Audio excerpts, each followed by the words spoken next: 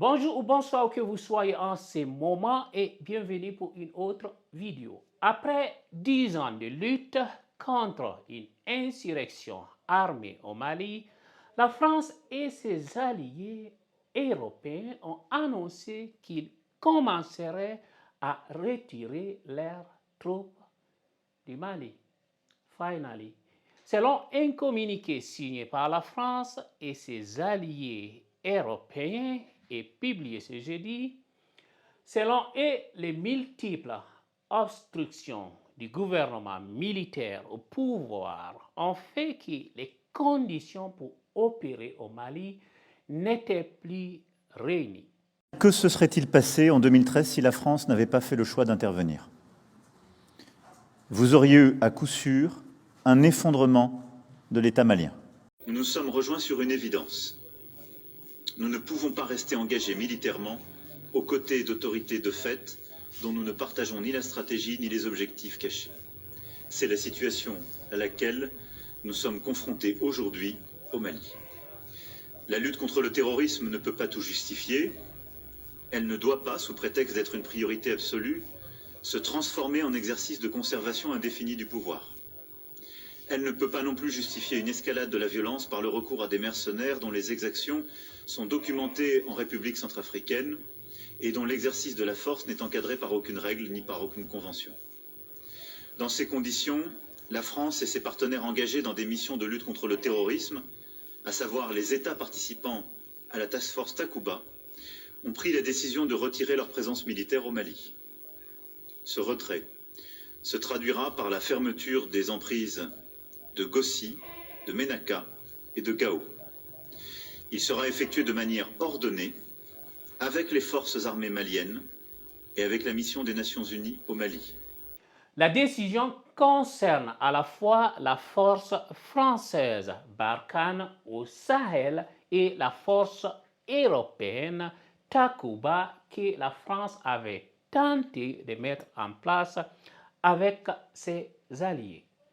Quand est-ce la dignité des Ivoiriens seront restaurées? Nous n'allons jamais oublier cela. Troops had opened fire on the Ivorian demonstrators there and killed people. Vers 16h15, l'armée française ouvre le feu.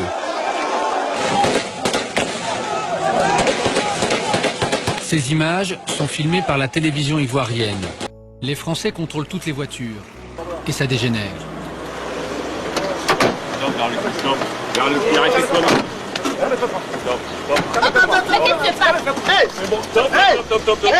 Ici là c'est la Côte d'Ivoire, tu sais pas ça. Attends, ici là c'est la Côte d'Ivoire, tu sais pas ça. On te calme. Beauté. Dis ça en même temps, beauté. Tu pousses ton arme. J'envoie. De la chance. Il y a la chance.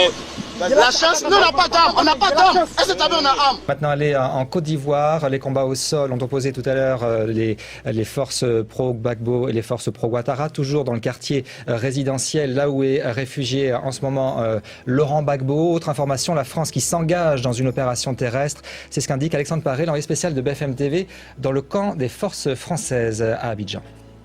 En début de matinée, une colonne d'une vingtaine de blindés français, dont des chars Saguet, des véhicules de transport de troupes et des véhicules légers de reconnaissance, ont quitté la base de Port-Boué, ici, là où je me trouve, direction vraisemblablement les zones de combat et notamment le quartier de Cocody, où se trouve la résidence dans laquelle serait toujours retranché Laurent Gbagbo. Les conditions politiques, opérationnelles et juridiques ne sont plus réunies pour poursuivre efficacement leur engagement militaire actuel dans la lutte contre le terrorisme au Mali, indique le communiqué.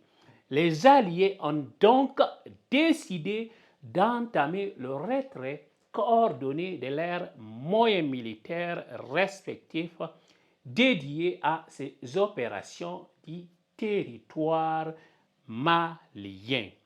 La France a initialement déployé des troupes contre les rebelles au Mali en 2013, mais la violence n'a jamais été totalement contenue. Que se serait-il passé en 2013 si la France n'avait pas fait le choix d'intervenir? Vous auriez eu à coup sûr un effondrement de l'État malien.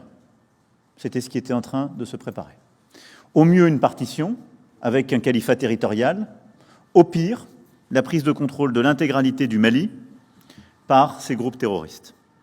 Et les franchises locales d'Al-Qaïda, en particulier Ansar Eddine, qui avait sanctuarisé son contrôle du Mali, avait la capacité de descendre sur Bamako. C'était ça la situation de 2013.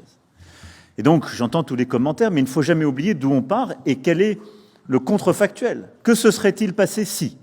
Je vous le dis avec beaucoup de netteté, c'était ce qui était alors en train d'arriver. Et l'intervention de la France l'a évité. Ensuite, nos militaires ont obtenu de nombreux succès. Je citerai pour mémoire la disparition de l'émir de la Katiba Al-Forkan en février 2019, celle de l'émir d'Aqmi, Drogdal, en juin 2020. Ces disparitions, celles de beaucoup de leurs lieutenants, ont privé l'organisation de capacité à concevoir et à mettre en œuvre les projets d'envergure qu'elles avaient planifiés. Ce qui fait que la situation des groupes terroristes aujourd'hui, qu'il s'agisse du Nord Mali ou de la zone des trois frontières, est très différente de celle d'il y a 8 ans. Malgré le retrait du Mali, les Alliés ont promis de continuer à combattre le terrorisme dans d'autres pays, dont le Niger et dans le golfe de la Guinée. Actuellement, 25 000 soldats étrangers sont stationnés dans la région du Sahel et comprennent environ 4 300 soldats français. Merci d'avoir regardé cette vidéo, s'il vous plaît. Partagez-la avec vos amis dans les groupes Facebook et WhatsApp. N'oubliez surtout pas d'aimer la vidéo, de vous abonner et d'activer la cloche de notification pour ne rater aucune publication. À bientôt. Ciao.